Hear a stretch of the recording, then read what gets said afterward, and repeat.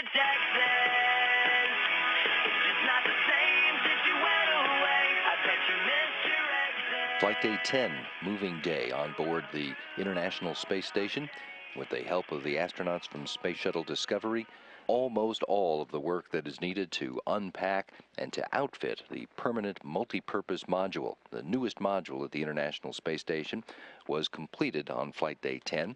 The crew members had to concentrate their efforts to unpack the remaining articles in this newest module on the International Space Station, as well as to disassemble a lot of the racks that had held some of that cargo, and they take those pieces out of the PMM and move them over to the Japanese cargo module that's currently docked to the space station's Harmony module. Konatori 2 is due to be unberthed from the International Space Station March 28, and the International Space Station program wanted to get as much of that packing material out of the PMM and onto the HTV-2 before it leaves, so that packing material can be removed from the space station and create more room for the crew members to work. The shuttle crew members worked mostly under the direction of flight engineer Katie Coleman, who had at her disposal large chunks of time to either unstow products or to do structural work inside the PMM, and the crew members completed virtually all of the work that was on the agenda for that today, the second of the 2 extension days that were added to Discovery's dock time at the International Space Station in order to allow that work to be completed. But there was maintenance work done on elements of the environmental control system in the U.S. section of the station as well. Early in the day, mission specialist Mike Barrett, assisted by flight engineer Paolo Nespoli, went to work on the carbon dioxide removal assembly located in the Destiny Laboratory module.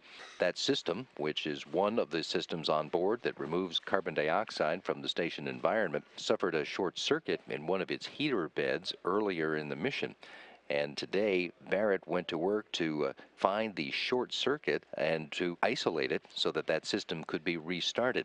It was an operation almost exactly the same as one he did when he was a member of the International Space Station's crew during Expedition 20.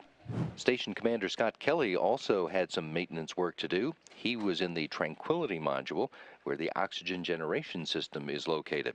That system required work done in order to install a filter kit, which was introducing some chemical materials to treat the water that flows into the OGS.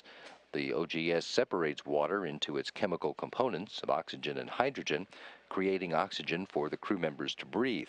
The installation of that kit is designed to improve the chemical balance, the pH, of that water, so that when the system operates in the future, it will not create particulates that will gum up the works.